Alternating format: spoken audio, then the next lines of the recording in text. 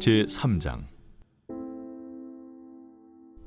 아내들아, 이와 같이 자기 남편에게 순종하라. 이는 혹 말씀을 순종하지 않는 자라도 말로 말미암지 않고 그 아내의 행실로 말미암아 구원을 받게 하려 함이니, 너희의 두려워하며 정결한 행실을 봄이라. 너희의 단장은 머리를 꾸미고 금을 차고 아름다운 옷을 입는 외모로 하지 말고, 오직 마음에 숨은 사람을 온유하고 안정한 심령에 썩지 아니할 것으로 하라. 이는 하나님 앞에 값진 것이니라. 전에 하나님께 소망을 두었던 거룩한 부녀들도 이와 같이 자기 남편에게 순종함으로 자기를 단정하였나니, 사라가 아브라함을 주라칭하여 순종한 것 같이 너희는 선을 행하고 아무 두려운 일에도 놀라지 아니하면 그의 딸이 된 것이니라. 남편들아, 이와 같이 지식을 따라 너희 아내와 동거하고 그를 더 연약한 그릇이요 또 생명의 은혜를 함께 이어받을 자로 알아 귀히 여기라. 이는 너희 기도가 막히지 아니하게 하려 함이라. 안녕하세요, 캔숙가족 여러분. 1월 19일 매일 말씀 함께 나누겠습니다. 오늘 함께 보실 본문 말씀은 베드로전서 3장 1절에서 7절까지의 말씀입니다. 오늘 본문은 계속해서 이어지고 있는 삶의 가르침, 순종의 태도에 대한 내용인데요. 지금 낯선 땅에서 나그네처럼 살아가면서 그럼에도 불구하고 신앙을 지키기 위해 고군분투하고 있는 주님의 백성된 자녀들이 주의 자녀로 산다는 것이 무엇인지, 삶에서 실제적으로 그것들을 어떻게 풀어내야 되는지 실제적인 가르침을 주시고 있는 내용이 바로 오늘 본문의 내용인데요. 2장부터 이어져 오고 있습니다. 한번 기억해보면 백성으로서 위에 있는 권세에게 어떻게 순종해야 하는지, 그리고 종과 주인의 관계에서 어떻게 반응하며 순종해야 하는지에 대한 가르침을 베드로 사도께서 주셨는데, 오늘 본문은 남편과 아내로서 어떻게 순종으로 삶을 살아내야 되는지에 대한 가르침의 내용입니다. 하나님이 오늘 이 말씀을 통해 우리에게도 동일하게 깨달음을 주신다라고 믿습니다. 믿는 우리가, 주의 자녀된 우리가 어떻게 우리의 삶에서 실제적으로 반응해야 되는지 이 말씀을 통해 다시 한번 도전받는 시간 되어지기를 소원합니다. 아멘. 오늘 1절부터 볼 텐데요. 제가 1절을 한번 읽겠습니다. 아내들아, 이와 같이 자기 남편에게 순종하라.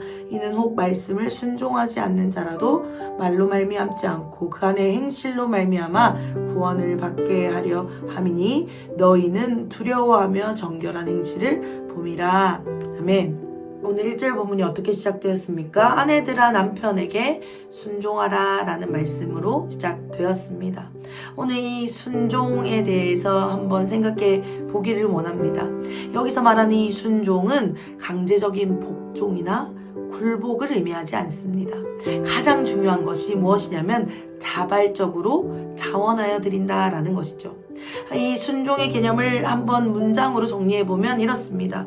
자발적으로 자원하여서 자신의 위치를 하나님이 세우신 질서 위에, 그 질서 안에 두는 것을 바로 오늘 본문은 순종이라 표현하고 있습니다.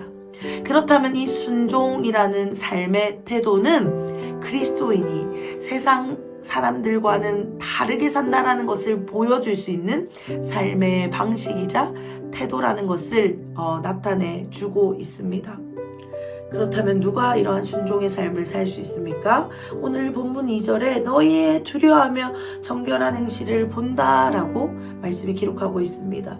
너희의 두려워함, 이 두려워함이 대상이 하나님일 때, 하나님이 우리의 삶의 태도를 보고 계신다라는 것을 믿고 살아갈 때에 우리는 순종할 수 있습니다. 왜냐하면 이 순종을 하나님이 기뻐하시기 때문입니다.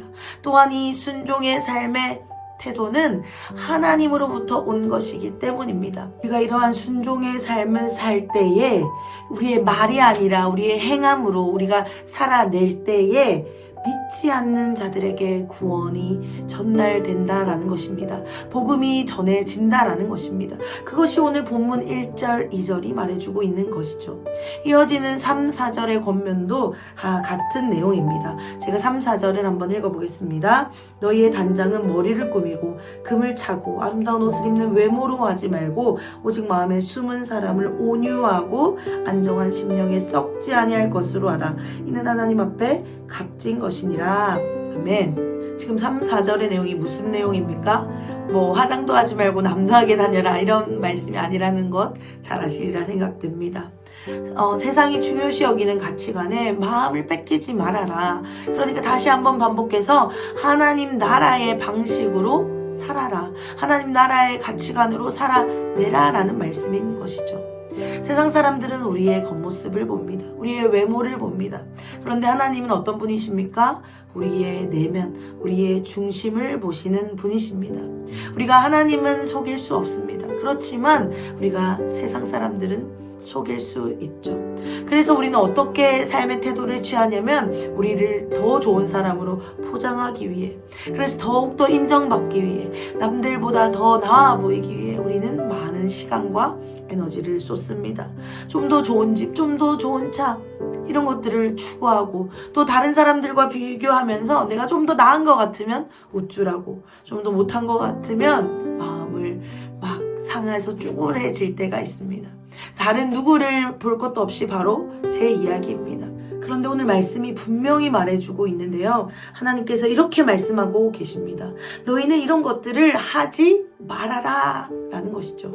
그리고 너희가 하라 라고 나와 있는 것은 무엇이냐면 오직 마음에 숨은 사람을 온유하고 안정한 심령에 썩지 아니할 것으로 하라 라는 것입니다.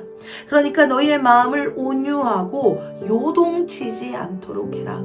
너희의 외모, 너희의 겉모습, 너희의 보여지는 어떠함에 집중하는 것이 아니라 너희의 마음, 너희의 중심이 어떠한 상황에도 흔들리지 않고 끝까지 주님을 신뢰하는데 그것에 너희의 시간, 너희의 에너지, 너희의 마음, 너희의 물질을 드려라 라고 말씀하시는 것과 같다라고 생각되어집니다. 주님이 그것을 귀히 여기시며 그것을 값진 것이다 라고 말씀이 기록하고 있습니다. 주님이 주목하시는 곳, 주님이 귀히 여기시는 곳, 오늘 말씀처럼 주님 앞에 값진 것이라고 증명되어지는 것은 바로 우리의 마음, 우리의 중심이 주님으로 향하기 위해 애쓰는 삶일 줄 믿습니다.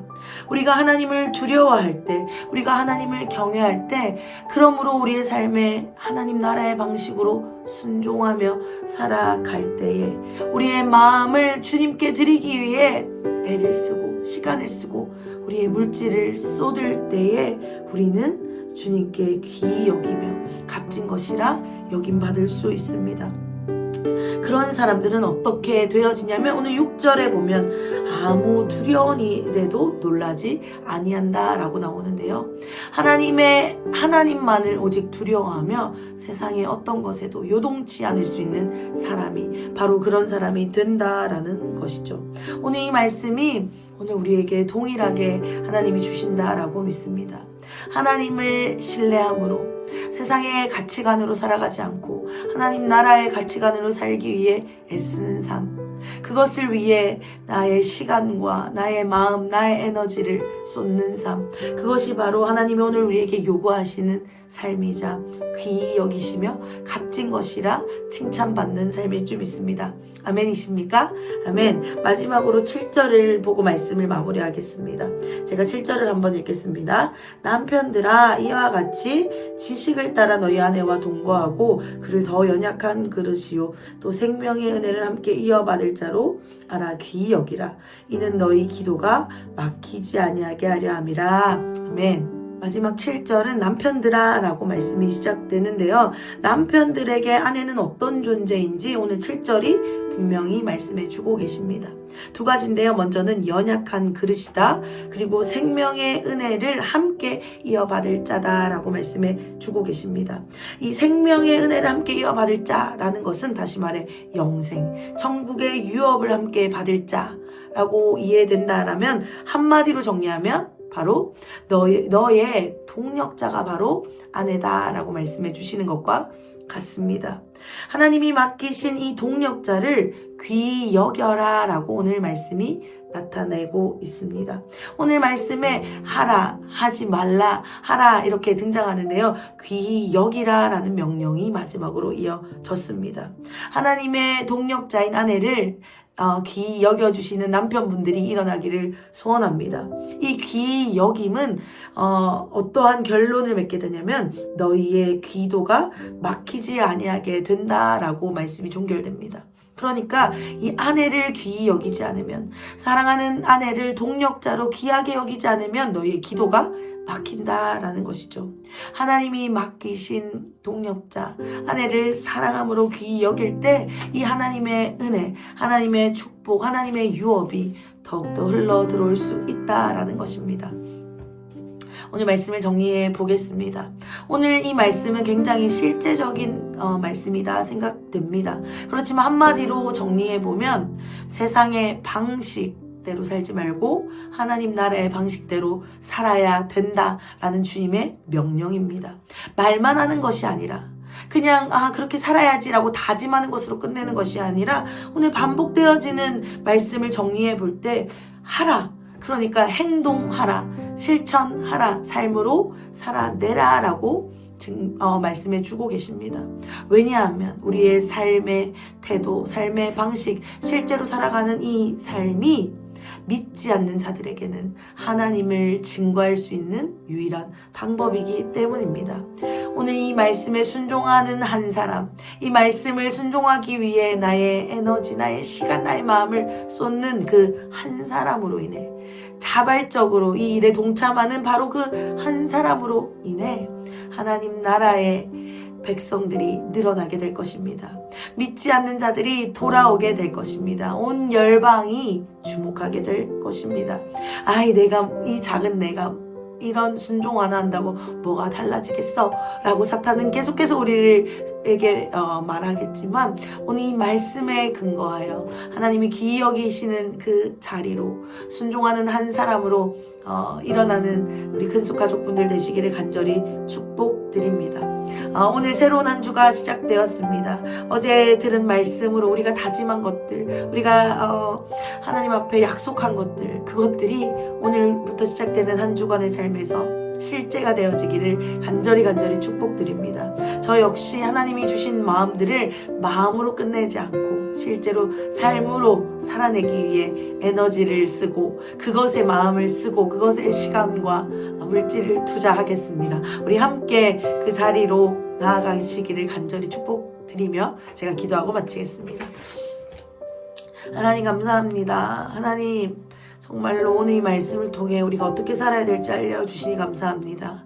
아내로서 또한 남편으로서 믿는 자로서 먼저 하나님의 구원을 경험한 자로서 하나님 우리가 살아가야 하는 삶의 방식을 알려주셨는데 하나님 이제 우리가 해야 할 일이 있다면 이대로 살아내는 것일 줄 믿습니다. 우리가 아는 것에서 그치지 않고 우리가 배운 것에서 그치지 않도록 하나님 우리에게 믿음을 더하여 주십시오. 삶으로 살아냄으로 본으로 예수 그리스도를 증거하게 하여 주시옵소서. 우리가 주님을 두려워할 때 주님이 주목하시는 곳에 집중할 때 가능할 줄 믿습니다. 오늘 그 은혜가 우리에게 풀어지게 하여 주시고 하나님의 말씀에 자발적으로 순종하여 자신의 위치를 재정렬하는 그 한 사람이 이 말씀을 듣는 자 중에 일어나게 하시고 그 한 사람을 통해 우리 가정이 변하고 우리 교회가 변하고 이 민족이 변하는 놀라운 일이 일어날 수 있도록 인도하여 주시옵소서. 주님, 제가 그 사람이 되기를 간절히 원합니다. 또한 우리가 함께하는 우리의 가족들이 그런 사람이 되어지기를 간절히 소원합니다. 그런 은혜를 우리에게 허락하여 주시옵소서. 감사하며 예수님의 이름으로 기도드렸습니다. 아멘.